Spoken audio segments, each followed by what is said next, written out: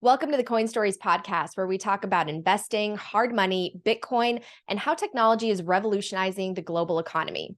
I'm Natalie Brunell, and I'm here to learn with you. So this is for educational and entertainment purposes only. None of the discussions should constitute as official investment advice, and you should always do your own research. Make sure you're subscribed to my page so you don't miss out on any new content. This show is made possible through partnerships with companies I trust, and I'm very picky about who I partner with. So I hope you take the time to listen to the ad reads throughout the show. First up, Swan. I partnered with Swan because it is a Bitcoin-only company that is focused on helping people save for their future and self-custody their Bitcoin. Swan can help you start a direct deposit to take advantage of Bitcoin as a savings technology and learn how to take it off the exchange. Swan's mission is to educate 10 million future Bitcoiners through free resources and media projects like the Hard Money Show. Swan also offers retirement planning with an IRA, tax loss harvesting, and a white glove private client service.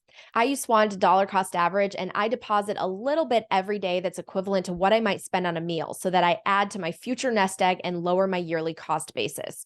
Swan Studios produces my hard money news reports, simplifying Bitcoin for mass audiences and documenting Bitcoin adoption around the world. To learn more and get $10 in free Bitcoin, head to swanbitcoin.com/Natalie Brunell.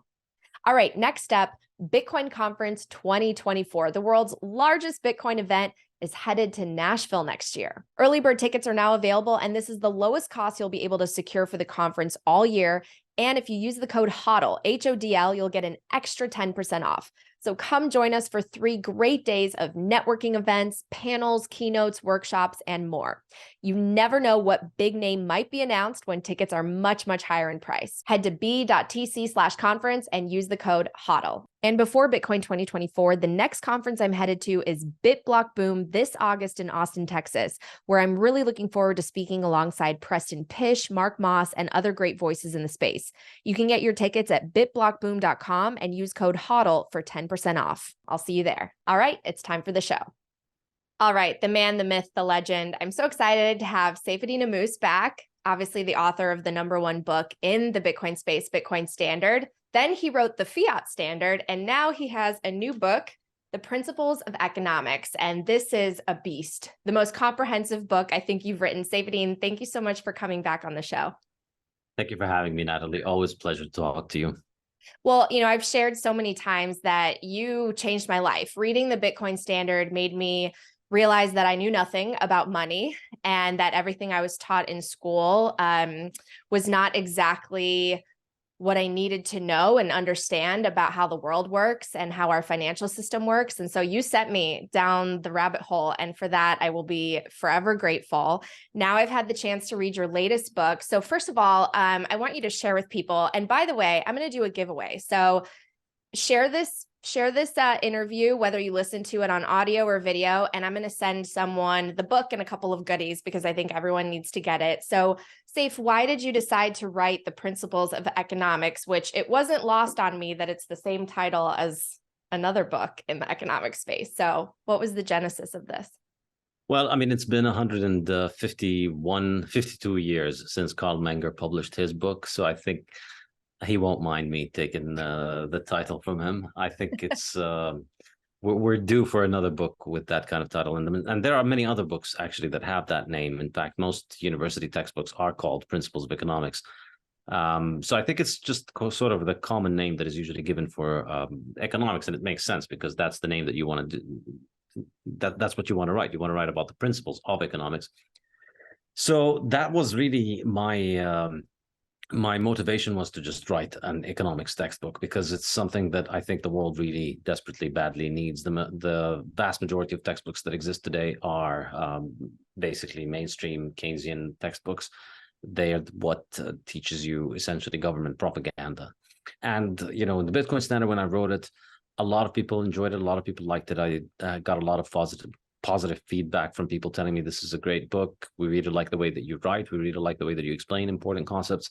And so for me, that motivated me to do something that I wanted to do for a very long time. I started teaching economics at university in 2009. So this is 14 years ago.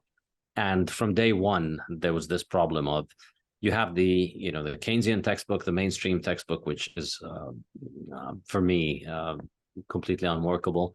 And then you don't really have a proper alternative that you could use, that you could teach systematically. So I would have to resort to teaching different different chapters from here and there, or different articles from here and there. You'd have to curate a syllabus, which gets a little bit confusing for students. And you have to get to reading some old Austrian economists that write in a way that's not very approachable for most modern readers. And the debates that they would get into in their books are debates with economists that are long dead and topics that are long irrelevant. So we needed an upgrade. We needed something that was modern, that was current, and that was approachable for the modern reader. And we needed it from the Austrian perspective. So the Bitcoin Standard and the Fiat Standard, I think the people liked them, but they were focused on the issue of money. And we didn't get to spend enough time, obviously, because it's not an economics textbook, don't get to spend enough time laying the groundwork and the foundations of the topic itself, which is what I'd always wanted to do. So this, I had ideas about a book like this since 2009, as I was saying, but then it was only after I wrote the Bitcoin Standard that I thought, well, now that I have a bunch of readers that like this way of writing, that like the crazy things that I want to talk about, I'm going to take advantage of this and I'm going to write a book for them. And so I started with this really a few months after the Bitcoin Standard was published. I started writing this, and it took a lot of time. During the time while I was writing it, I came up with the idea of the Fiat Standard. I started writing the Fiat Standard. I published the Fiat Standard, and I was still working on principles of economics throughout all of that.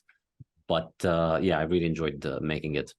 Well, you can tell it's a labor of love. You can tell how passionate you are about the subject. And I do appreciate how approachable you make it. You make it a lot more easy to understand, because I've tried to read a lot of the Austrian economists, and some of it, especially the works that were written so long ago, it does get a little bit dense, and you frame it in a way that anyone can understand, especially given the context of the present day. So let's go over some of the topics, because I know you called this a textbook, but I do think that the average person would benefit so much from understanding more about economics. We really have to have more financial literacy in every single country. And one of the biggest things that I learned from reading both your work as well as the work of those who inspired you is just this idea that money is emergent.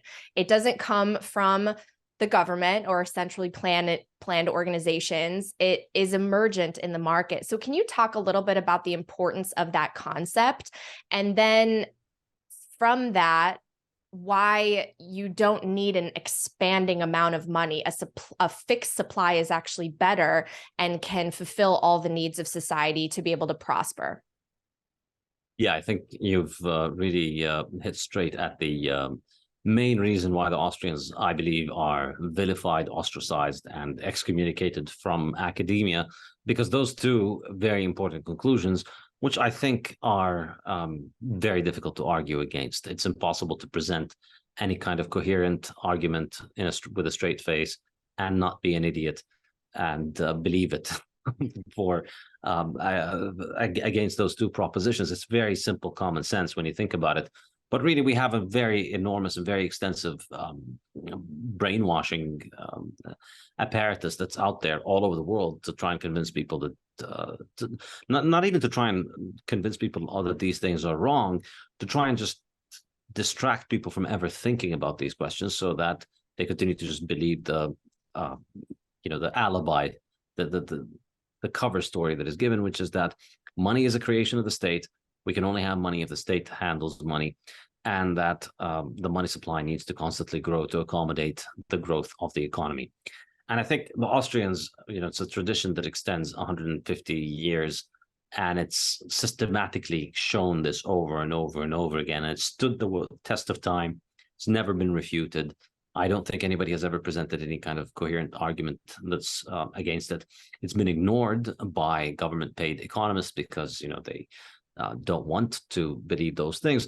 But I believe it's very obvious that, you look historically, you see money is something that existed before all of the current governments in the world had existed. And it is something that will continue to exist after all of these governments collapse. So we know that gold has been used as money for many decades and centuries, for many millennia, actually. And, all the governments that we have today, they were not around when gold was money.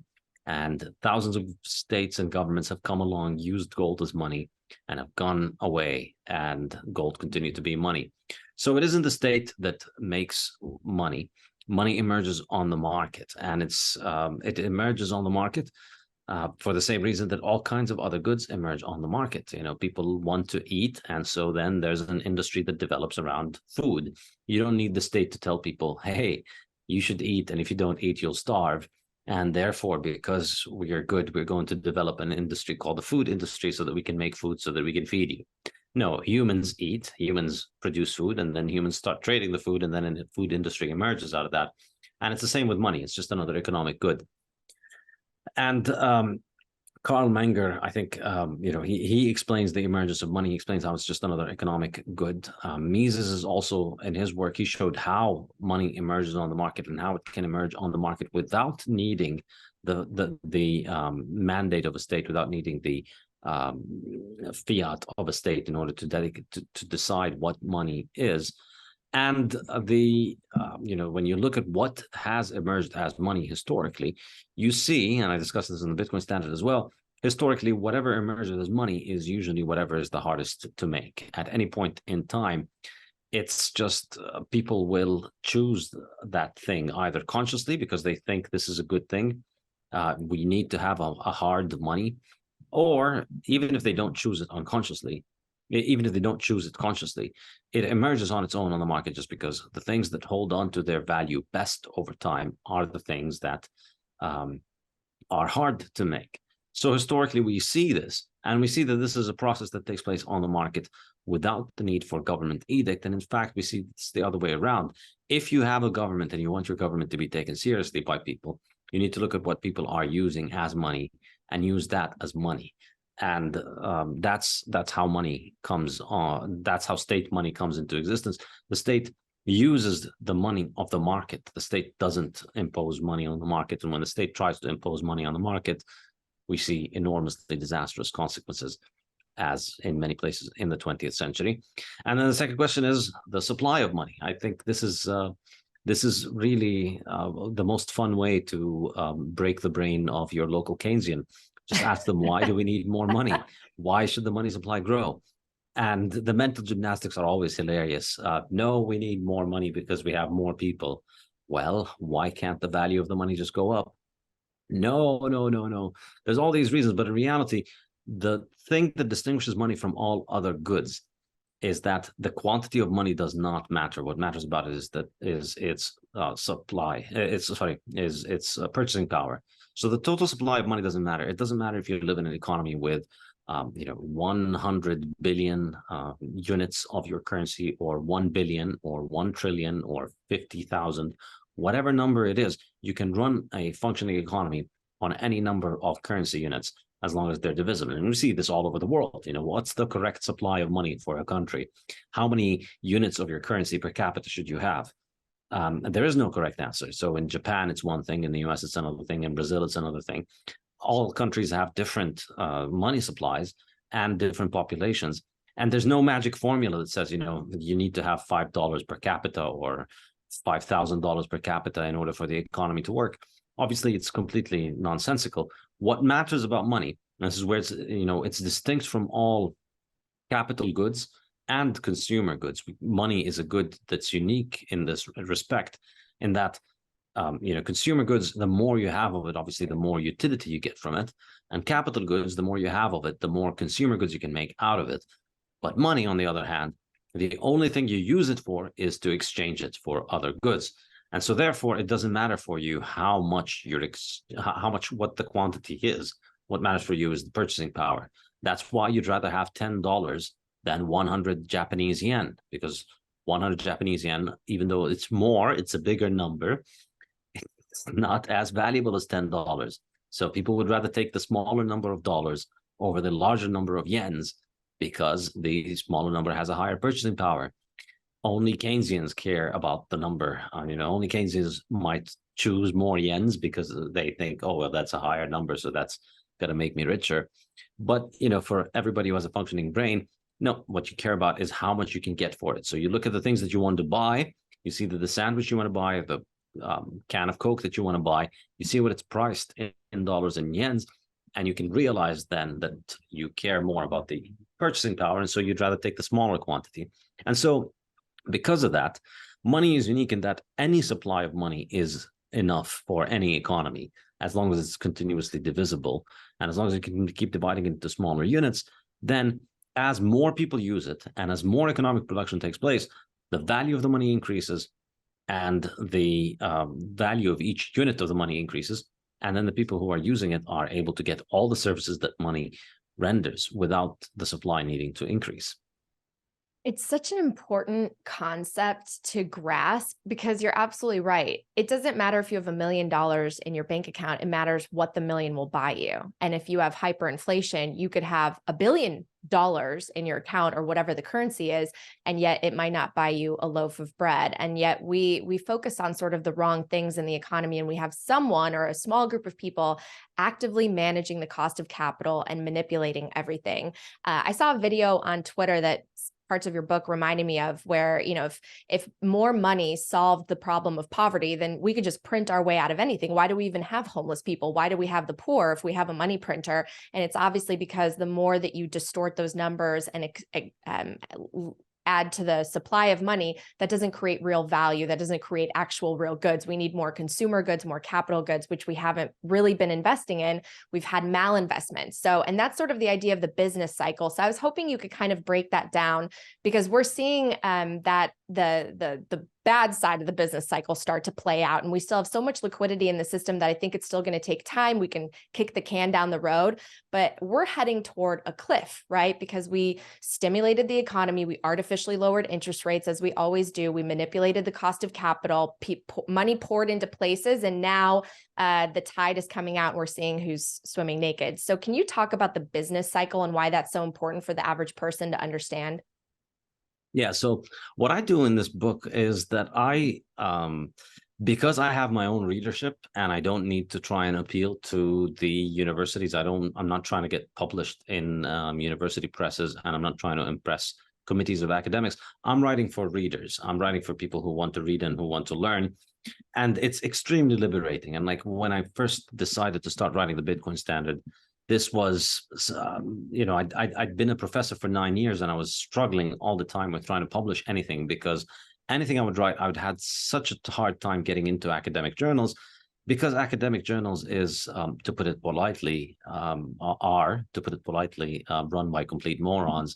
And, the only way to get published is to write complete nonsense. You have to write idiotic nonsense. And that's not the difficult part. The difficult part is you have to actually believe the complete nonsense in order to be able to write it, because it's such a tedious and time-consuming process to try to get into it. You can't just lie to them and get in. So writing for academics means that you have to constantly you have to constantly take as your starting point their accepted premises. You have to buy their premise and then begin from that, and then try and argue about it. And of course, when you're young and when you think that academia is this place where, brilliant minds go to fight about ideas, you have this idealism that, I'm going to explain to them why this thing is wrong. And then you realize, no, you're dealing with a bunch of paper pushers who are not out there to arrive at any kind of truth. They're out there to just, do their jobs. And the job is to jump through the hoops so that you can get the paper through, and then you get published, and then you get promoted, and you keep running on that treadmill of academic publication, which makes most people in that system completely miserable, because deep down inside that you're not producing anything of value. You're writing papers that nobody reads. They contribute nothing to the world, and they just serve to keep your miserable job, which is it's not like you're going to feel rewarded or satisfied when you keep the job, because you don't get the feeling that you're actually producing anything of value that makes that job worthwhile. So a little bit of a long intro to lead to the point where is that I decided to write this book purely from an Austrian perspective. And I didn't want to spend my time trying to argue with the prevalent mainstream perspective. And this was enormously liberating. And I believe it's enormously valuable for the reader, because we have, from the Austrian perspective, we have a very coherent story that explains how this business cycle works, how money works, And if you just go through it from the Austrian perspective, it all flows logically, and you build one chapter after another, and you arrive at a conclusion that I think is very, very valuable and very educational. Whereas even in the majority of Austrian textbooks, like if you read Rothbard, you'll see that there's an enormous amount of the framing of the story that is all about trying to argue with the mainstream economists. And this is kind of understandable because back when he was writing, there was no internet. There were no, there were no Bitcoin maximalists out there buying his books. So he had to try and appeal to the academics. He was still trying to argue with the Keynesians. He was still trying to tell them, no, you're wrong. That's not how it works. It works this way. And I think this is enormously, it's an enormous burden that makes, say, Man, Economy and State, which I see on your shelf behind you, it makes it a very difficult book to read because there's so many pages that are just fighting with completely inconsequential Keynesians that are completely forgotten. Nobody remembers who those people are anymore because, again, they were the paper pushers of the time who were just repeating the whatever the central banks wanted to hear so that they could get funding. And trying to frame your explanation of the business cycle in terms that that you can use to try and argue with those people is going to undermine your ability to explain it. So that's why, for me, and a big part of this book, a big part of the time that it took to write this book was trying to figure out how to structure things and how to structure the chapters one after another to arrive at the explanations that I wanted to do. And so for me, I start off with the analysis of money, which I discuss in the book in chapters 11, I think, or maybe 10. 10. Chapter 10 or 11. I go over money, what money is, explaining the function of money, and then the point that you asked me about in the first question on why money supply is fixed. And then from that, I move toward the concept of time preference. And I believe this is really a foundational concept in Austrian economics, and also foundational concept for explaining the business cycle.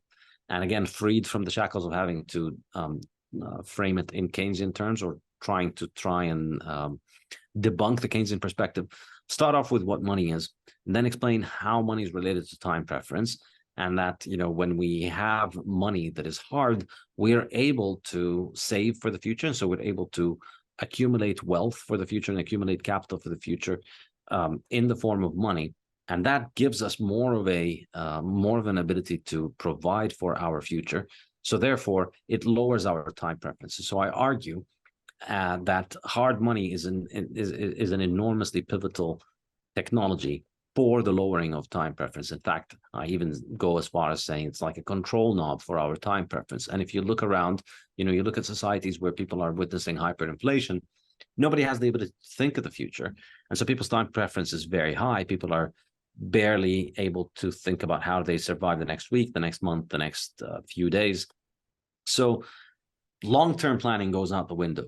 On the other hand, the harder our money gets, the more we're able to plan for the future, the more we can provide for the future, the more capital we put aside, the more resources we put aside from consumption. We delay consumption, and then we put resources aside, and then we're able to invest. So that's the starting point for the analysis of the business cycle. And then once you understand it this way, then you see why investment is very important. If we have a good money, and of course we don't need money to invest, we can invest even in a primitive economy that doesn't have money, even in one person on an island, you can invest. You can delay gratification. Instead of eating the corn, you plant the corn. Instead of keep trying to catch fish with your hands all day, you spend some time building a spear, and then you start catching fish with that spear. That's capital, that's investment. And the time that you took away from catching fish means that you're catching fewer fish today, but that gives you spear, which then results in higher productivity tomorrow. That's the investment. You gave up a few fish today so that you'd have more fish tomorrow and the days after, because you have the spear and you have the equipment that you need. So when we lower our time preference, we are able to think of the future, and then we're able to dedicate our resources toward the creation of capital goods, which we then use to increase our productivity, and we use to make more and more production. And so that's how things go nicely. This is it's chapter 13 explains time preference, and then chapter 14 explains how capital markets work, and in what Ludwig von Mises calls commodity credit. In other words, this is when everything is sane and the world is not crazy and the Keynesians haven't been ruining everything yet. So people take effectively the commodity that is money, and they don't spend it, and they hold on to it, and they use it to provide credit for other people. So I take the money that I have and I give it to you, and then you, as a capitalist, you take that money. As an entrepreneur, you take that money and you use it in production. So as long as we are involved in the process of production, as long as the process of production involves the sacrifice of present resources, someone somewhere is taking away commodity money and not consuming it and giving it to an entrepreneur who's then utilizing it for the process of production, then we're good. The resources are dedicated towards the process of production, and I mean, it's almost basic physics. There's a set amount of resources that exist at a certain society at a certain point in time, and if you eat all of the corn, you can't plant any corn. You have to, you have to forego consuming some of your corn in order to be able to plant some of it so that you could have some corn tomorrow. If you eat all of the seed corn, it's gone. Right. So this is how things go nice. Chapter 14 is commodity credit. Somebody makes a sacrifice, and the only way that you can do that is that you lower your time preference. So you lower your time preference, you decide, you know what, I'm gonna cut down on the corn today so that I can have more corn tomorrow. And you make the sacrifice, and then these resources go into production, and then we get more output next year. And it's true at the scale of one farmer growing corn on his own farm, and it's also true at the scale of society. It doesn't change when you have a big society. It's the same thing. There's labor and capital and highly advanced machinery and all those things. There's a set amount of that stuff, and you have to forego consumption. Every single bit of capital in the world is foregone consumption. I mean, you look at the largest factories in the world, you look at the biggest ships in the world, you look at the most sophisticated machinery and capital equipment in the world, it's owned by somebody who's using it for production, and that person is foregoing consumption today. Every person who owns a capital good, and it could be a physical capital good, or it could be stocks in a company, it could be an investment, or a private equity or venture capital, whatever it is. If you're an investor, you are foregoing consumption. At any point in time, you can liquidate your investment and throw an amazing party with it. Everybody who owns a giant boat could decide to sell that boat on that day and throw the most amazing party. You could consume more in the next year than you would consume for the rest of your life, perhaps, if you just sold all the capital you have and then threw parties with it. So at any point in time, capital can only exist by foregoing consumption, by lowering time preference. And that's how it works in chapter 14. Then in chapter 15, we discover, we discover Keynesians, or Keynesians discover us, more accurately. Keynesian parasites find humanity, find productive human beings, and they figure out how to ruin everything. And the way that they ruin everything is that they try and sell you the idea that you can have a free lunch. You can have, you can plant corn while also eating all the corn that you have. Right. You don't have to give up on corn. That's really what it is. And that's what Mises calls circulation credit. And, the corn example is a simplified example on to try and make it intuitive. But in a modern capitalist system, because it's far more sophisticated, right, the way that we are sold this scam is through the way in which the modern monetary and banking system works, which is that, hey, you know what, we can just give you credit, and we don't need to have anybody make savings for that credit. So that's what Mises calls circulation credit, which is nobody is putting aside resources. There's no sacrifice in order for those resources to be brought into production. And the idea is, we could just, print physical pieces of paper or issue credit or create what Mises calls fiduciary media, which is basically money that comes without a concomitant delay in gratification. And then we can have our cake and eat it, or we can have our seed corn and eat it. So you can eat the seed corn, and then we just issue papers for new corn. And then we use those papers to buy other corn, and then we put it under the ground, and then we grow corn, and we'll have corn next year.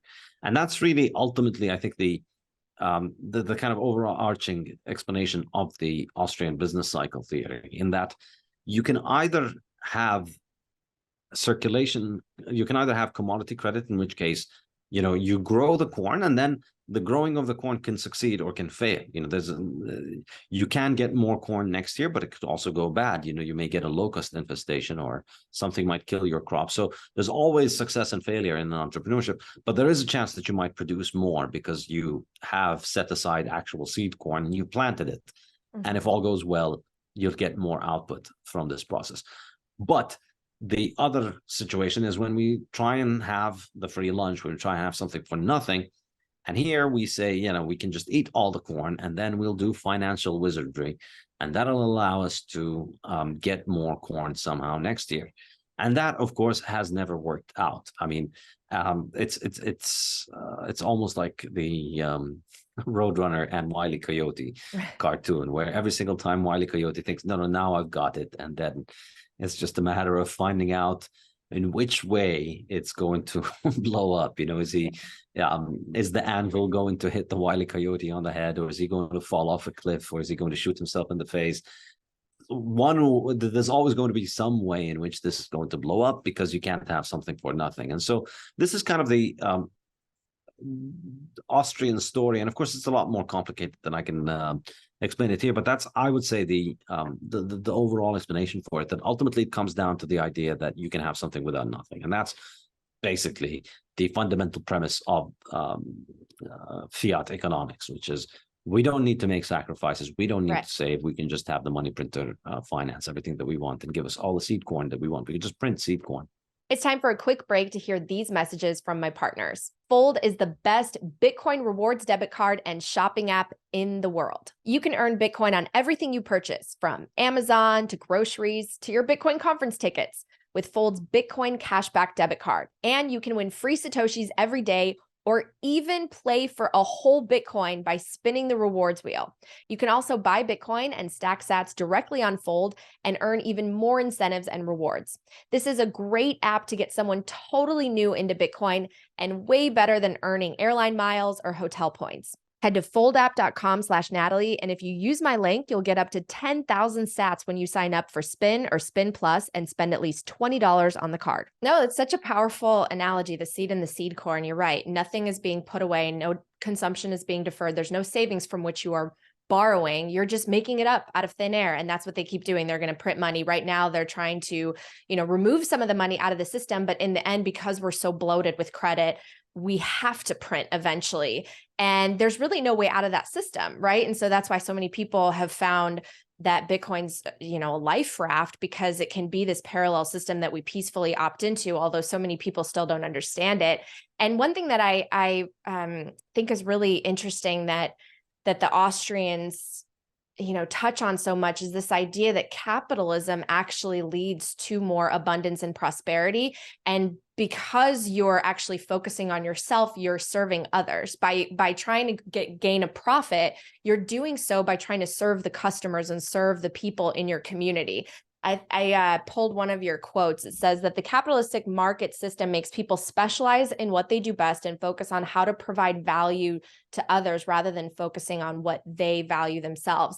And I remember, I think you might have said this on Twitter or somewhere, that that's also the root of happiness, is when you're serving a purpose outside of yourself. It's not just for pleasure, but it's actually to provide value for others. So can you touch on that? Because in today's world, we see capitalism, especially in mainstream media, as bad, greedy, bad. That's what's led to a lot of the wealth inequality. But when you actually study capitalism from the Austrian economic theory, it's actually what causes so much good and opportunity in the world, it seems. Absolutely. No, I agree. I think the thing that people miss is that under a capitalist system, obviously the term is completely butchered today, and people think of capitalism as just being bad. But really what it means is that you're part of a social order, an extended order of production, in which strangers have to cooperate, in which people who don't know each other trade with one another and essentially build this production structure together. So think about, the things that you buy and things that you consume on any given day. Think about just, looking at you right now, think about all the things that you have in your, just in the screen behind you, all the books behind you, that block clock that you have, the beautiful flowers behind you. You didn't build any of that stuff, as far as I know. I don't think you grew the flowers. You didn't print the books. You didn't write the books. Millions of people all over the world had to collaborate together to write those books, to print those books, to distribute them, to ship them, to put them on trucks, to deliver them to the bookshop from which you bought them. And none of those people, the vast majority of those people don't know each other. And yet this process takes place, not because all of those people wake up every morning and think, how do we serve Natalie? That's not really the motivation. Every one of those people is out there trying to look out for himself. The people writing the books, growing the flowers, all of those things are being produced by people that are trying to do the best for themselves. And the reason you choose to go out there and engage in the production of something so sophisticated that then ends up in Natalie's office is because it's enormously more productive than trying to produce everything for yourself. That's really the key thing. And that's ultimately what is the driver for human civilization, I argue in this book, in that we can, a lot of people think, well, capitalism is just, it's a quaint idea. It's silly. Society is about the strong. Humanity is always a place where the strong takes what the weak has, and conflict is eternal. And that's idiotic nonsense, because no, the strongest monster, the strongest animal, the strongest human is completely powerless compared to any human being who's able to tap into the real human superpower that we have, which is capitalist civilization. So the strongest man alive, the most vicious fighter who would have no problem with killing 100 people with his bare hands, is completely powerless next to a 10-year-old girl that has access to a gun because she's part of the division of labor. She has one tiny little gun. She pulls the trigger. She shoots him. He's dead. So the superpower that we have as humanity is our ability to collaborate and cooperate and be part of this capitalist civilization, which allows us to produce output that is infinitely more valuable and infinitely more useful to us than anything that we could do on our own. So no person on their own could ever have the kind of quality of life that they would have if they are part of this global division of labor, or they're part of the capitalist system where everybody accumulates capital, everybody trades, everybody specializes, and that increases our productivity enormously. And so the only way to be part of that is to deal with others in a civilized manner. So you respect others, you respect their property, you respect their right to own property, and you respect their right to only trade with you according to their acceptance of the terms, mutual acceptance of terms. So free exchange that is mutually beneficial to both. If you're able to accept that, if you're able to tame that animal inside you that just wants to take other people's stuff and do whatever animalistic urges you get, if you're able to tame that, you become a civilized human being because you're able to cooperate with others. And in that kind of setting, everything that you want is on the other side of serving others. Everything that you want, whatever it is that you want, you can try and do it on your own. You can try and build it on your own. You can try and steal it. You can try and murder others to take their stuff. You're not going to get anywhere near getting what you want in that, using that method, compared to what you could get if you just trade with people like a civilized human being. And so the smartest way for you to secure the things that you want is for you to cooperate with others, and for you to wake up every morning and think about, how do I give other people things that are valuable for them? Because in a capitalist economy, what is most valuable for you is not the thing that you should be working on. The things that I want in life are not the things that I spend all my day working on. Yeah, I have a few copies of my book, as you can see behind me, but I spend my time writing those books, not so that I could have those copies. I spend my time so that I could sell them, so that people can buy them. And then from the money that I make from selling those books, I buy the things that I want. And so the more that I'm able to serve people by giving them things that they want, the more I am able to get the things that I want.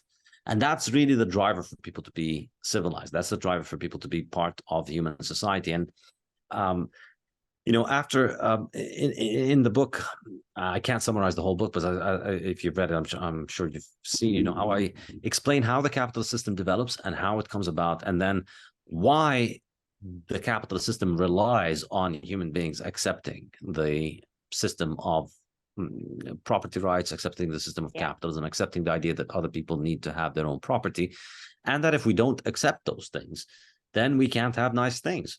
And I think the dangerous thing about what is happening in the world right now, there's that strong bias that we want to think that today is always better than yesterday and things keep getting better. And in a sense, they are. Technologically, we're constantly improving.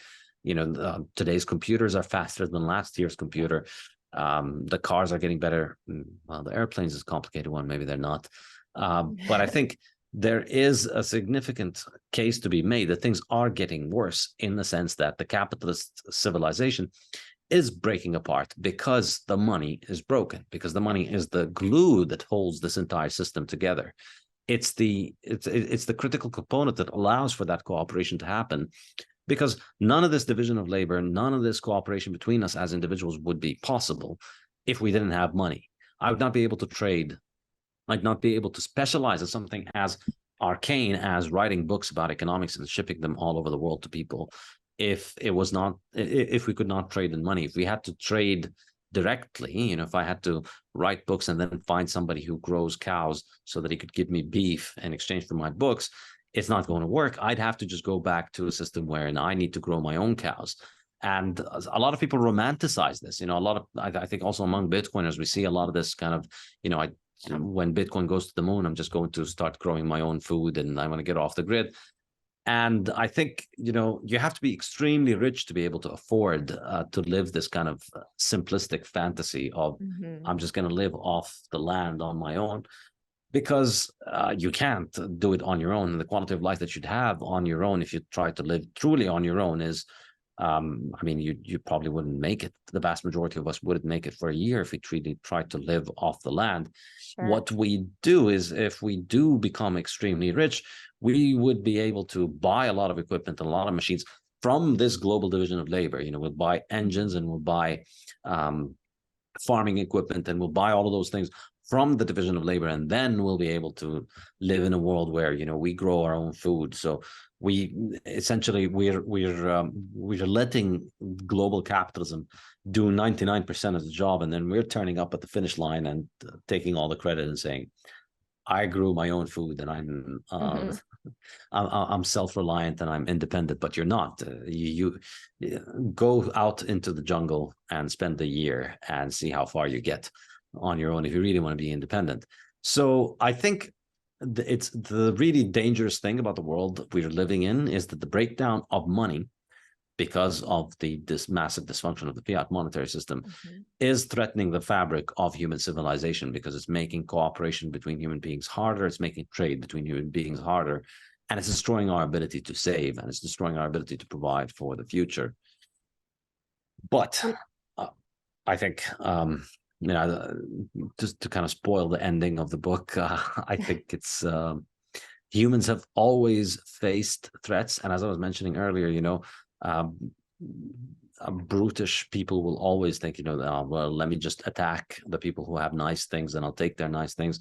But we've always found ways around that. We've always found ways to tame animals, to tame violent human beings, because when we cooperate, when we use our reason and cooperate together, we develop massively more productive technologies. And so I think, just like we've conquered nature in many ways, we've conquered animals, and we've conquered barbarian human beings who don't believe in those things, I believe we'll conquer the current brand of barbarians that threaten us, which is essentially central banking. And I believe the way that we will conquer it is through the inventions of reason, which is Bitcoin. I completely agree with you that the capitalistic system is breaking down. Our money is broken, and we're seeing it manifest in society in an erosion of morality and values. And that's why so many parts of your book were so thought-provoking for me. This idea that you actually create civilization when you're able to drop your time preference and plan for the future and save, and in order to create these capital goods and then consumer goods that you can use over the long term. And we don't have that anymore. We're living paycheck to paycheck. You talk about in your book this idea that you can rationalize maybe more reckless behavior because you just feel like you can't catch up and you can't get by. So do you actually, when we look at society today, sort of the civil fights that are going on, everyone teaming into, I'm on the red side versus the blue side, everything is political, populism is increasing. It seems like that's what happens at the end of empires or debt cycles. Is this how you see this playing out? And do you see Bitcoin as the way that we can fix this? Absolutely, I think so. I think, if you people like to think that hyperinflation is something different from inflation. So if you read the Keynesian textbook, they'll tell you, inflation is a good thing, deflation is bad, hyperinflation is bad. You just need the right amount of inflation at the right dose.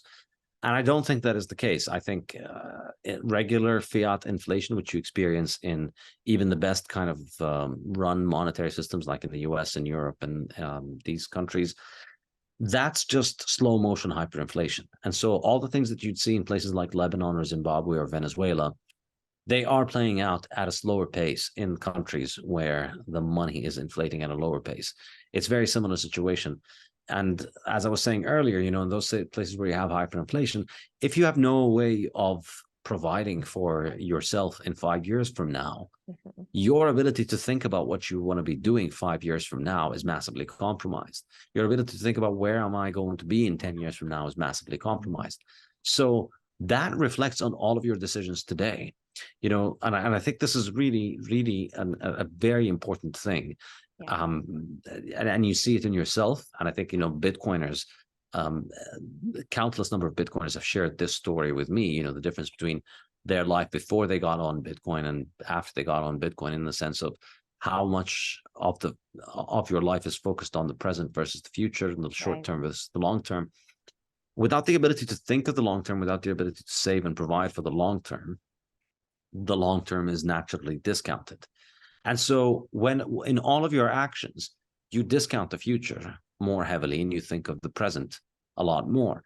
So when you discount the future more heavily, it reflects in all manners of decisions. And I think, one of those things is your civility, your ability to deal with others. So in a society in which your money is collapsing, it seems like a nice idea to be, it might be nice to be civil everywhere, but the payoff on being civil is highly uncertain. And the payoff on not being civil is a lot more valuable in that world, because, if I steal something from you, or if I aggress against you, or if I betray you, say you trust me with something and you let me handle something for you, and then I want to make a payment on your behalf. And if I just go and tell you and take that money, or if I steal things from you, or if I'm, let's say, a friend of yours and I go into your house and I steal stuff from you, these kind of things, if I lived in a world in which I was thinking about the long term, I'm less likely to do that, because, well, what if you find out? Well, if you find out, then I'm never going to be able to be your friend forever. I've lost a friend forever. I've lost a business partner forever, or I've lost an employee or an employer forever. Whereas if I have no idea what's going to be happening in a year or 5 years or 10 years, because everything is up in the air because of hyperinflation or high inflation, well, then the payoff becomes more valuable, because I'm starving today. I'm very hungry. I don't have any money. And if I steal something from you, you're my boss, and I steal something from the job, then I will secure myself for next week. And, if you find out, it sucks, but, it's in the future. So yeah, 3 years from now, I might not be able to deal with you. I might not be able to get a job with you. It's going to suck. But hey, 3 years from now, I might not even make it. Right. So this kind of short-termist behavior, uncivilized behavior, lack of morality, and just prioritizing the present, I think it's something that has a lot to do with the destruction of money and with the destruction of civilization. And I think it's something you see in hyperinflation, you see in high inflation, and I think you see it all over the world. And a lot of the world today is essentially normalizing this. Like, Yep. I think, if you walk around in an American city, it's astonishing. I mean, it's a jungle. I mean, the stories you hear about places like San Francisco or LA, and I've been to some of these Yeah. places and I've seen, like, Yeah. it's absolutely amazing that people think of those places as cities when really they're Yeah. not cities, they're jungles. I mean, Yeah. it's completely lawless. There is no sense Right. of community, no sense of society. Kids can't walk the street in American cities. I think this is No. really a very shocking thing that most people Yeah. just seem to take for granted. And there's, I lived in New York for a while, and I know this is kind of the way in which people try and normalize things is they joke about them. And so New Yorkers are always like to joke about people doing disgusting things in the subway, and people doing nasty things in the streets, and people shouting, and people behaving in an uncivilized way. And they joke about it being only in New York, and this is the charm of Manhattan and the charm of New York. It's not charming. It's your society falling apart and degenerating and going back to the jungle. And it's, I think, inextricably linked to the fact that we don't have a functioning monetary system that Right. allows people to cooperate and collaborate and save and think of the future. And it's, people don't like to think of it. People like to rationalize it and ignore it. They think it's just, this is what it is to be part of a vibrant metropolis. It's just a lot of people. And no, Yeah. it's not. We've had vibrant cities before. We've had big cities before. And they used to be safe, and they used to be a lot cleaner. New York used to be a lot safer back in the day than it is now. And it's I think you're absolutely correct on the politics as well. In a world in which the politics, when everybody gets to when nobody gets to save because the money's constantly getting destroyed, well, who's destroying that money? That money's being destroyed by the government. So basically, being in charge of that government gets you to be in charge of everybody's money. You can take everybody's wealth if you're in charge of that government. And so people are going to fight very, very, very strongly for that. And I think this is why you see, in civilized societies, people are able to settle their differences in a civilized, peaceful way. People can seek mediation. People can discuss things where we have a difference, and then things don't go my way, but they go your way. I can still get out of bed the next morning and work and collaborate with you. We can have different teams, and we can still be, still part of the same society, still believe that we belong there. But when the jackpot, when the prize for politics is control of all of society's money, Yeah. it's not going to be a friendly fight. It's not going to be a friendly competition. It's going to be a competition to the death. And I think if you look at American politics, I don't follow closely, but you look at the way that things are going, we're getting it to the point where it's becoming extremely ugly. It's getting to the point where, I think one interesting thing is that's happening over the last few months is with the prosecution of Trump, where we're getting into the point where this is, banana republic territory, wherein the first thing you do when you get into office is you prosecute your political opponents. And then that means that when your political opponents get into office, the first thing that they are going to do is prosecute you. And so therefore, the stakes become extremely, extremely, extremely high, because you're either going to be in power, in charge of everything, and able to command everybody's money, or you're going to be in prison, or you're going to be killed, or you're going to be assassinated. And this is, I think, that this is just another one of those symptoms of the breakdown of civilized capitalist society. It's so crazy, Saif, because I feel like before we used to uplift the importance of the intellect. It was on a pedestal that you could control your will. You didn't give in to these base impulses and the short-term thinking, and you were able to rise above some of these animalistic instincts that are in all humans, and you formed society, and you were able to, plan for the future. And you talk about that in your book. And today, the opposite behavior is rewarded. Like the girl that goes on OnlyFans and shows her body will make hundreds of thousands of dollars and is now looked at as, I want to be like her by some young people, as opposed to the person that goes and gets the, medical degree and becomes a surgeon to actually contribute positively. And everything is like backwards and sideways. And, I think some people blame it just on technology, social media. That's what's torn us apart. But if you dig deeper, it's actually because of the money and the incentives in the system. Would you agree? I agree. I think, people have always been blaming technology. I think there was somebody posted something about, I think it was Aristotle, who was saying, kids these days, they can't think because they can't talk and think properly because they're reading and writing instead of thinking. So, reading and writing was blamed. Every generation is always looking at new technology and they focus on the bad aspects of it. And of course, technology today allows us to do bad things that we couldn't do previously, but it also allows us to do a lot of good things that we couldn't do previously. And I think the factor that determines whether people go to the good thing or the bad thing is more than the technology itself. I think it's just, I believe really it's the time preference, and I think the hardness of money is like the control knob for all of those things. So we were mentioning politics is one aspect of it, civilization and morality, and people being able to deal with each other in a civilized way and thinking of the long term is another part of it. But also, the examples that you mentioned, people don't have much of an incentive to do the sacrifices that are necessary for investing in, maintaining their relationships with other people for the long term. And that applies to the example that you mentioned, where it's, you can go on OnlyFans and make a lot of money today and, you'll be happy with it. But then 10, 20 years from now, you pay the price. And it's what's so insidious about it is that this forces us towards it doesn't force us, but it makes it far more likely that people go toward the short-term based decisions rather than the long-term based decisions, because the future becomes more and more uncertain. So you see people invest less in family, people invest less in maintaining civilized relations with others. Connections, you see real connections, and you see, people delay starting a family because there's the long-term payoff is uncertain.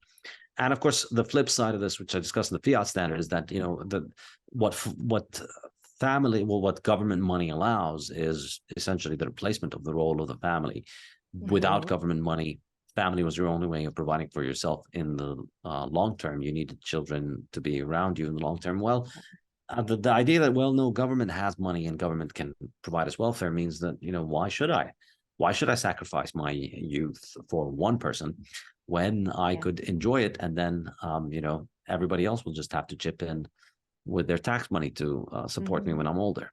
I think this can't be discounted as a part of the reason for the delay in starting a family, the fact that families are much smaller, the fact that people are less invested in making families. And it's sad to put it this way, but this is how societies die. I mean, if you're not breeding, your society is not going to be there in the future. Right. Well, and we have a lot of those problems right now, especially given the entitlements, and everything is so top heavy when it comes to how we've structured our government debt. And, it's interesting to see that the narratives are so blatantly out there now. It's like, these are our children, the state's children. They're not even your children. If you're a parent, you can't even make decisions about your kids today. I mean, it's really crazy. It's time for another quick break to hear these messages from my partners. Next up, I want to share with you about Crowdhealth, which is a Bitcoin alternative to health insurance. Health insurance costs are sky high today, and you send your money every month to a massive corporation, and then you never see that money again, even if you don't need a doctor. But if you do need care, you end up having to pay even more out of pocket, especially if you end up as one of the 20% of claims on average that aren't covered. Crowdhealth is all about community, and the community crowdfunds everyone's healthcare. So if something happens to you and you need medical care, Crowdhealth negotiates down the medical bill lower than what insurance would be, and then the community helps you cover it. And in turn, you help cover others' needs, which has been so rewarding. I am so glad I switched to this program. And for more information, you can head to joincrowdhealth.com/Natalie and use promo code Natalie for a discount. I'm so excited to share that I have joined Orange Pill app as an advisor. If you haven't downloaded this app yet, you are missing out on connecting with Bitcoiners in your area. The Orange Pill app is building the social layer for Bitcoin and helping to create opportunities for in-person connections and community building. You can create a profile and you will see lots of familiar faces there.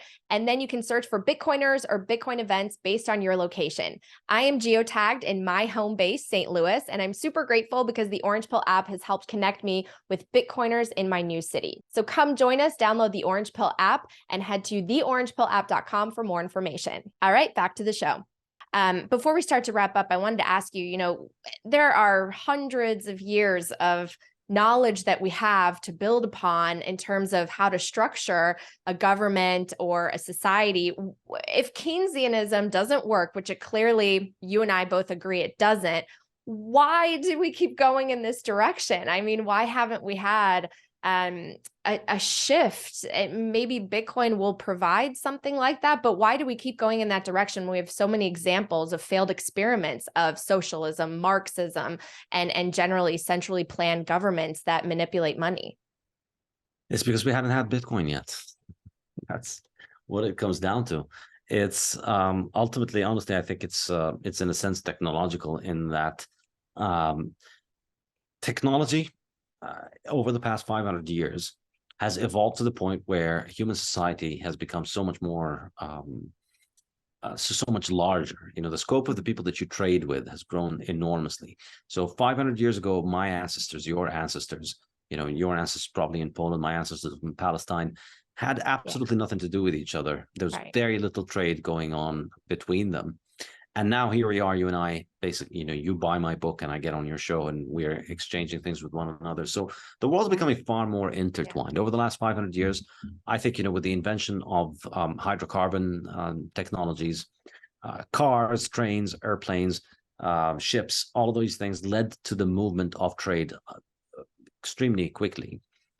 But, so our goods and our economic value started traveling very quickly. But our money couldn't keep up. Our money was still yellow rocks and it couldn't keep up. And so in order for us to try and make it keep up, and this is basically the thesis of the Fiat Standard, in order for us to try and make it keep up, we had to centralize it and then start moving credit liabilities for it instead of moving it around, so that we, the central banks settle with one another every couple of years or every couple of months or every couple of weeks or whatever it is. And that saves us from having to move the stuff around.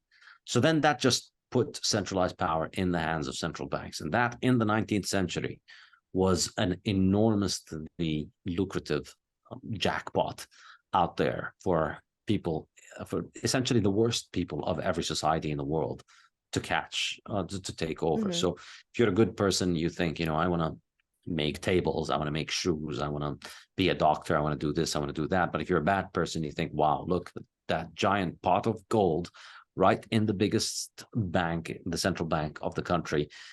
And if I get my hands on that big giant pot of gold, I don't need to make shoes or anything useful for the rest of society. I can just continue to take advantage of everybody else working hard while I just print money. So I think it's technological in that sense, in that, and I think it's just the nature of progress. It's uneven. We're constantly progressing in certain ways and we're regressing in other ways, and technology is always enforcing its reality on the world. So our ability to trade with one another is improved. Our money couldn't keep up. And so it left us in this highly asymmetric situation wherein money is dependent on a central authority for it to work. And so economic activity is becoming more and more dispersed and more global, and being conducted at a much vaster scale across the world. But it is it is reliant on a form of money that ultimately relies on trusted third parties and central points of failure. And the bigger the economic activity, the more lucrative their failure, and the more lucrative the failure, the bigger this was as a problem. So I think this just it really is that we didn't have Bitcoin. We didn't have a form of money that we could have resist this kind of takeover, and that's really what Bitcoin does. So because of that, it just created this massive asymmetry in the power that the people who control the money have over the rest of society. And it made banking and central banking the most lucrative business, and it made government an enormously lucrative business. And it came at the expense of the productive sectors of society. And so these grew into essentially parasitic functions on society. Yep. And the way that they became parasitic on society was by destroying society's ability to save. And it's just, it's been devastating. It's taken a massive toll. Yeah. But again, I continue to be optimistic about it. And you know, I describe it in the, I make the case for this in the book that ultimately I'm optimistic that capitalist civilization wins, because capitalist civilization is not, you know, it's not a team. It's not blue team versus red team. It's not right. two soccer teams on a pitch playing by the same rules. It's a fundamentally different mechanism of organizing society, and those who are able to command a capitalist system, those who are able to behave with one another in a civilized way, those who are able to accept property rights, and that's really the key concept here. If you're able to accept the property rights of others, if you're able to you know, not take other people's stuff, you will be a lot richer in the long term, because you will live in a situation in a society where people have the incentive to accumulate capital, they have the incentive to be productive, they have the incentive to cooperate, and that's going to be far more powerful than people who don't. And so in my mind, you know, things are not looking very bright. If you're looking at the US, if you're in the US, you know, you can see there's a palpable frustration with most people. They see that things are wrong, things are getting worse. And I think in a lot of places in Europe, that is the case. And there is the temptation to think of this as, you know, having been the forefront of human civilization for so long, that if this place falls apart, then the rest of the world falls apart. But I think maybe, you know, I don't have a crystal ball, but even if things get really bad there, ultimately places where people respect property, places where people are able to maintain civilization, are going to have such an enormous advantage over places that don't.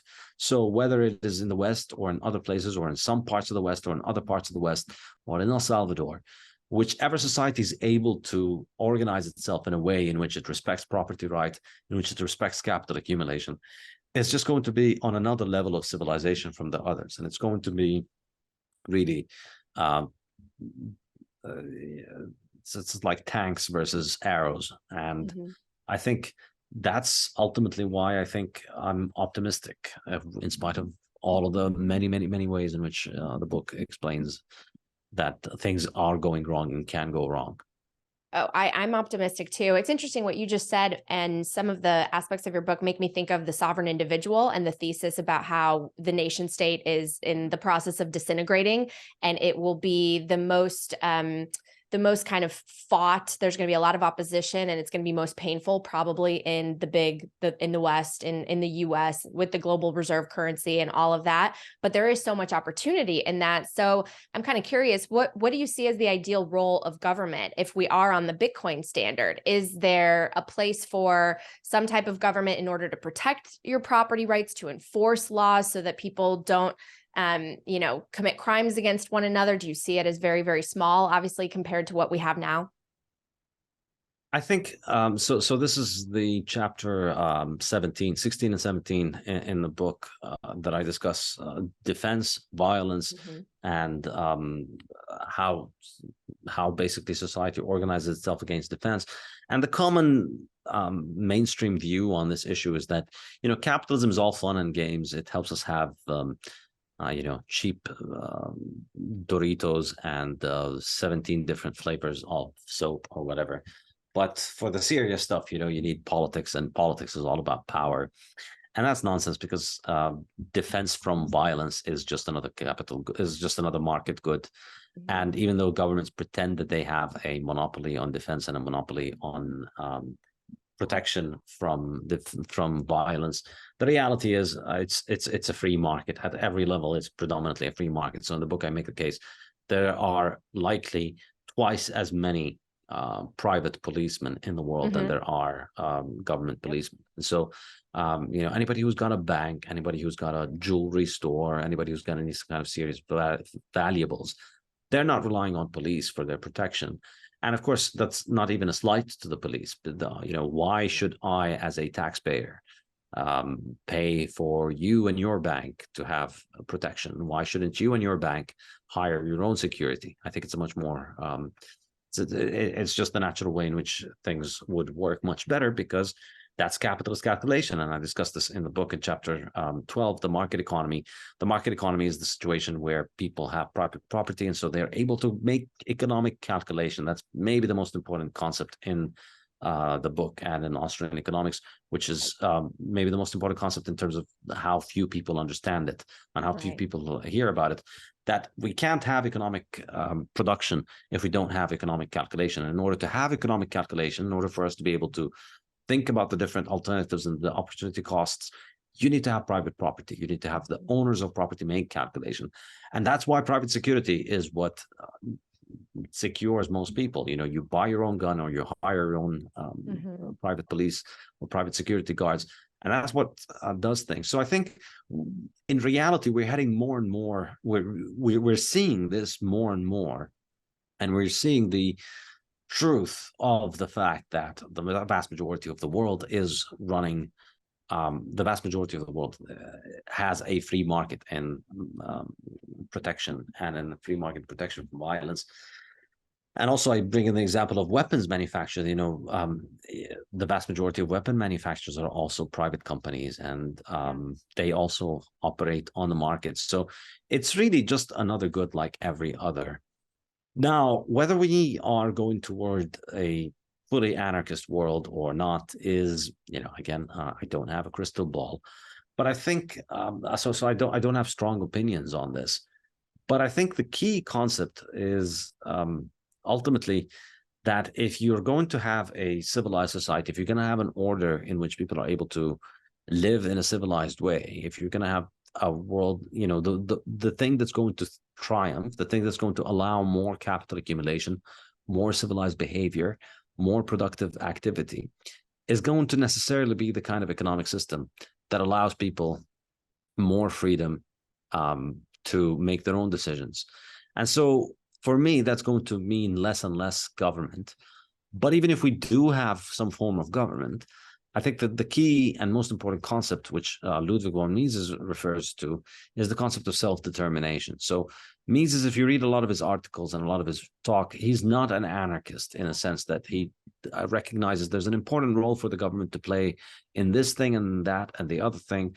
And he explains many ways in which government wants to play his role. And so a lot of people say, well, he was a statist. And a lot of people say, anarchists are unreasonable. Even Mises believed in those things. But the key concept is self-determination and the right to secession. The idea that, you can be part of a government, and the government can have its rules and it can impose rules on you. But if you don't like it, you can opt out. And I think this is perhaps where the world would go if we break the fiat printers and if we run on a Bitcoin standard.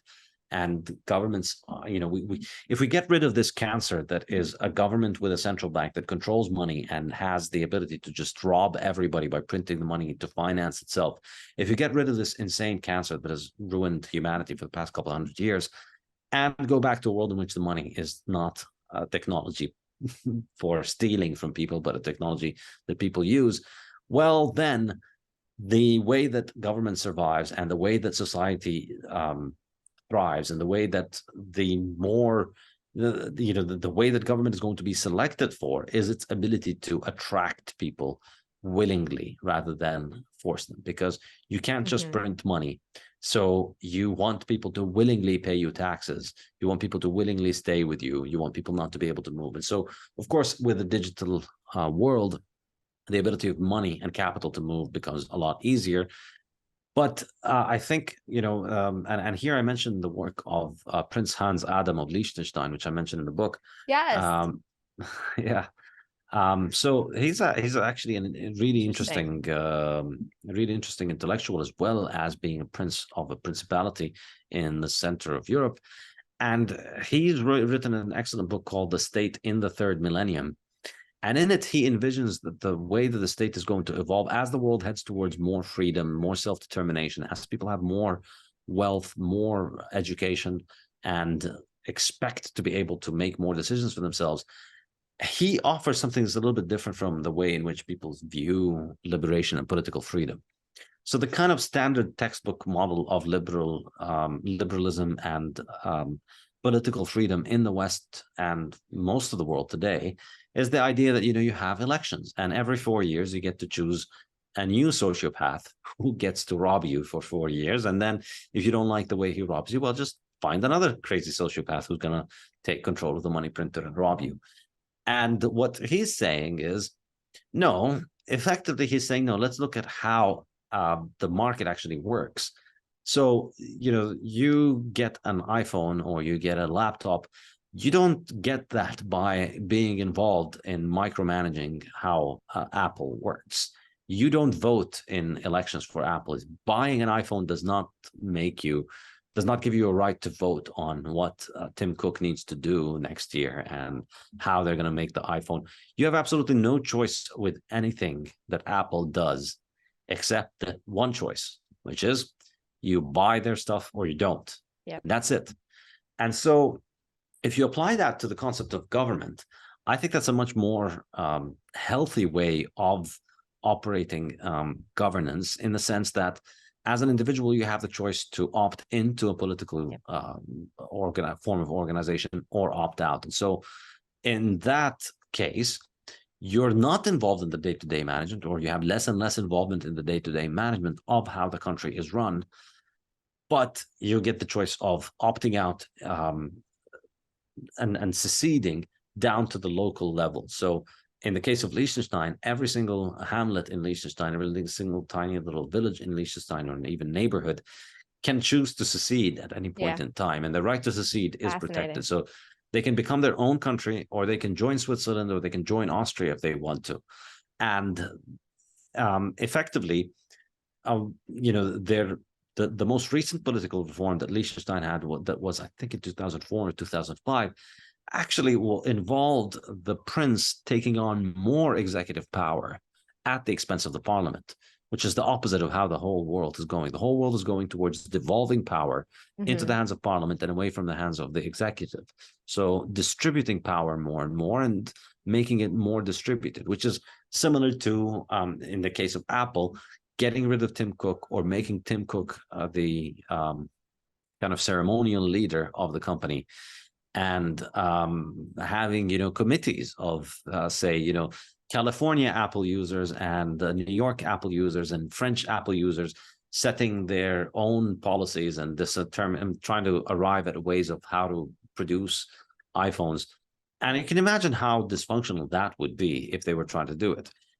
The only way that Apple works is that you have a CEO, and the CEO has full executive power. And that's kind of the model in Liechtenstein, in the sense that there's more power in the hand of the prince, but people have the freedom to opt out. Perhaps that's going to be the way in which government evolves. I think people might want to consider this. And I think another reason why we might want to consider this in the case of a Bitcoin world is that royal families have basically, royal families don't make a lot of sense for most people who live in democracies, because, why would you want somebody to decide for you? Why would you want to be ruled by somebody else? Which, you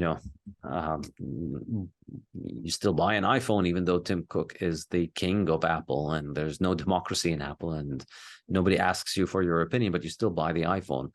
And I think the royal families make more sense once you understand them as multi-generational, low-time preference mechanisms for running government. And so, because they've been around for hundreds of years, they know something about how this business is run, and they have a vested interest in running it for the long term. And the way that they run it best for the long term is by not being despots, by not massively exploiting and destroying the lives of the people under their command. And that's why, if you look at the worst despots of history, if you look at the most murderous and most despotic and tyrannic regimes, they're usually democratically elected. They are not monarchs. So, really? Yeah. It's so interesting. Mao, Stalin, Hitler. Yeah. None of those people came from a royal family. They all won elections. They were all democratic. But they were all high time preference trash because they were all did not come from royal families that wanted to care, that had been given this job from 10 generations and were entrusted it with running the country for 10 generations later. If you look at all over the world, you look at rates of inflation, you see that monarchies have a lot lower inflation than republics. In specific regions or all over the world, you see this trend is very clear. Monarchies just generally are more forward-looking and more low time preference, because as a king, you're not just in power for 4 years. When you're in power for 4 years and when your power is uncertain, you need to take as much as you can for as quickly as you can, because you never know when you are going to be out of power. Whereas if you expect that your great grandkids are going to be in power after you, you don't want to impoverish the people now. You want to keep the people rich. You want to fatten them up effectively so that your grandkids can continue to milk them. And so there's an excellent coincidence of interests here. You want your grandkids to be healthy, wealthy, and happy. And the king also wants your grandkids to be healthy, wealthy, and happy. Whereas in a republic, in a democratic system, you want your grandkids to be healthy and happy. Your president is only in power for the next somewhere between 1 and 10 years, 15 years, 20 years. He doesn't give a shit about your grandkids. He wants to milk you for as much as he can, as quickly as he can right now. So perhaps I think this is kind of, one of the more controversial things that I argue in the book. I think a more free world might bring us back to a system of monarchy with the right to self-secession and self-determination and secession. And just one last kind of evidence for this, that's, if there are still any pro-democracy Bitcoiners listening, this is going to trigger them. This is going to be the final trigger for them. Is it's no coincidence that the century of fiat was the century of democracy and the century of removing kings all over the world. So fiat came into the world primarily in the early 20th century. That's when a lot of the kingdoms of the world were removed and replaced by democracies. I don't think that's a coincidence. And we're going to see, if we're going to reverse that, how that's going to play out. And my hunch is that it's going to work out a lot better for people who have royal families, because the royal family is going to be much more a low time preference. They're going to be able to stack sats. They're going to take care of their citizens or subjects much better than democracies that are going to be much more high time preference and are not going to see the point in stacking sats. Perhaps, who knows? That's really interesting. I mean, obviously our political system is so broken here because everything's about getting reelected. And all of a sudden you zoom out and all these people have been in office, 4 decades, and they've overseen the erosion of society and society's wealth. And meanwhile, they've got massive houses and they've been trading better than the average, stock fund portfolio managers. And here's the thing: they managed to stay in office for 40 years. Like if you look at these plutocrats, the American oligarchs like Pelosi or Feinstein or these people, and obviously when they're Russian or when they're in third world countries, they call them oligarchs and plutocrats. But in the US, they're just democratic leaders. But the key thing, the distinction between those people and monarchs, is that at every point in those 40 years, they had a very high level of uncertainty about their ability to continue. So Nancy Pelosi 40 years ago did not know that she was going to be in power for 40 years. She had a lot less certainty about her job in that than a king who was in power 40 years ago and has been in power for 40 years. And she can't just hand over the job to her kids, although who knows, the way things are going in the US. But even if she can, even if she will, I don't know if she has kids, but even if she does, and she does that, again, it's far more uncertain. It's not like a monarchy where everybody is accepting the idea that, you're the queen and your son is going to be the king and his son is going to be the king or whatever. So that's, you get to the, democracy just, you're still getting royalty essentially, but instead of getting good royalty with a low time preference, you're getting high time preference trash. Yeah. Sorry. Well, a lot of people would agree with that. And something else I agree with that you mentioned earlier is this idea of people will vote with their feet more. And I think people are. Even during the pandemic, you saw an exodus from states like California that were more closed to places like Florida that were more open. And people voted essentially with where they were going to have their businesses and where they were going to live their lives and where they would be taxed less. And I think zooming out, we'll see that more around the world, because as you mentioned, the idea of self-determination, people will always pursue where there is opportunity and where they can hopefully create a better life. A lot of people came to the US for that. I cannot believe, Saifedean, how much things have changed since my family immigrated, because my mom and dad came in the early 90s with this idea that, we grew up under communism. America's the land of opportunity and freedom, and everything will be so much better if we just work really hard here and our kids get an education. And they find that their peers that stayed back in Poland actually are living a better life and a more comfortable retirement than them in America, when they've worked so hard for all these decades, because everything is shifted.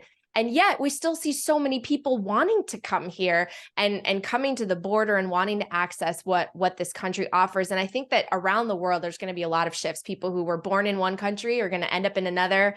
And it's going to be an interesting, I think, several decades as we witness the collapse of some of these regimes that have been so powerful. So thank you so much for taking the time. I know we're probably running out of time. Two other areas I really wanted to cover, but we probably don't have time, is you talked a lot about power, and there are so many misconceptions about energy and power. The fact that we have more energy beaming at us from the sun that we could consume, the entire race consumes in a year. We just haven't figured out a way to actually harness it in a way that makes economical sense, but hopefully in the future, maybe we will. So it's not a question of energy being scarce, because it's actually very, very abundant. We just haven't been able to capture it. And also you had you had maybe a chapter or so on intellectual property that I found fascinating. I hadn't heard that argument before, and we see so many patents being filed, and I used to assume that that's a good thing. It spurs innovation, but you sort of posit that it's actually the opposite. So maybe I'll tease people to the book for that information, unless you want to share anything about either of those two points in your book. I mean, I'm gonna join you and just tease people, because they're not short arguments. I'd need to take a very deep breath and get into them in depth. And I think maybe we'll do some other episodes, maybe. Okay. If you'll have me on again. I love reading your work. I try to absorb as much of the knowledge, the brain power that you're so generous with. And thank you so much, because really anytime I meet other people too in the space, your book changed their whole perspective and inspired them or led them to change their lives, get into Bitcoin, lower their time preference, think about the future. So your contribution has been so immense. I hope you succeed with that, with promoting your book, and I hope everyone reads it. Share this interview, whether it's on audio or video, and I'm going to pick someone from Twitter, and I will send them Principles of Economics. Unfortunately, you're not going to get my signed copy. I'm keeping that for myself because I want Saif's autograph. But I'll send you the book, and hopefully you'll enjoy the conversation. So Saif, thank you so much. Where do you want to point people? My website, saifedean.com, where you can find all my books and take my courses, my online courses. There's the courses on which this book was based. And then starting in September, I'm going to be offering a new course based on this book. So, I did the courses and wrote the book, and now I'm going to make another course that's updated. And that's basically the process of how I create those things. It starts off with an idea, and then you make a course, then you make a book, then you make another course. Yeah. So there's going to be another course starting in September. And you can also find the book on Amazon and many other booksellers worldwide. And you can listen to my podcast, the Bitcoin Standard podcast, and also on Twitter. I'm pretty active on Twitter, as always. We have a lot of fun on Twitter. So come say hi. Well, I love it. And it's so cool that now you can be anywhere in the world and have Saifedean as your teacher, which I think is so incredible about technology. So Saif, thank you so much. Thank you, Natalie. Thank you. I really appreciate it. Thanks for having me. Thank you so much for watching the video version of this show. I really want to hear from you. If you have suggestions or guest recommendations, you can email me at natalie@talkingbitcoin.com. Please subscribe if you want more content, and I'll see you next time.